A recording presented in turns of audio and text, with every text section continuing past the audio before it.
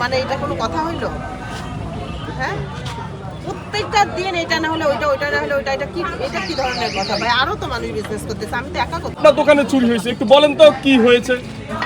কালকে খবর পাইলাম যে জাস্ট ফ্যানটা চুরি হয়েছে, আমি আসছিলাম অসুস্থ শরীর নিয়ে, এসে দেখি যে হ্যাঁ, তখন আর এত কিছু খেয়াল করি নাই যে হচ্ছে কি হলো না হলো।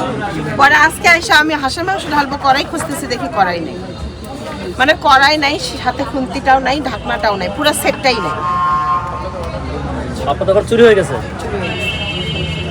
এখন এটার কি ব্যবস্থা তারপরে নেবেন? ওখানকার একটা বড় বাল্ব ছিল, সেটাও নেই। এটা কি ব্যবস্থা নেবেন?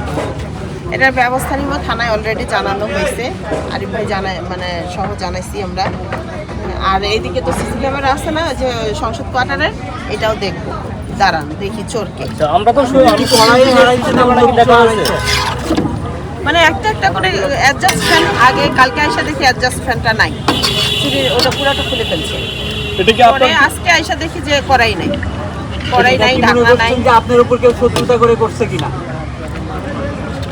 এটা কি কোনো ক্ষোভ নাকি আপু আপনার উপর? সেটা জানি না এখন। আপনি এই যে কড়াই, এটা মাত্র কিনে নিয়ে এসেছি। এটা মাত্র কিনে নিয়ে আসলেন? আচ্ছা, এই কড়াই সব মিলে কত টাকার মতো লস হতে পারে একটু যদি বলতেন? সামনে যান কানে। সব মিলাই তো লস হইল না, এটাই তো হচ্ছে 3,000 টাকার মতো বললো। 5,000 টাকা অ্যাডজাস্টমেন্ট সব নিয়ে 7,000 টাকা। সব মিলে 4,000 4,500 টাকা তো হবে। এখন এটা থানায় অলরেডি জিডি করছেন না মামলা টামলা? মামলাই করবো, মামলা করবো, মানে এরকম প্রতিদিন ছুটি করলে আমার মানে এটা কোনো কথা হইলো?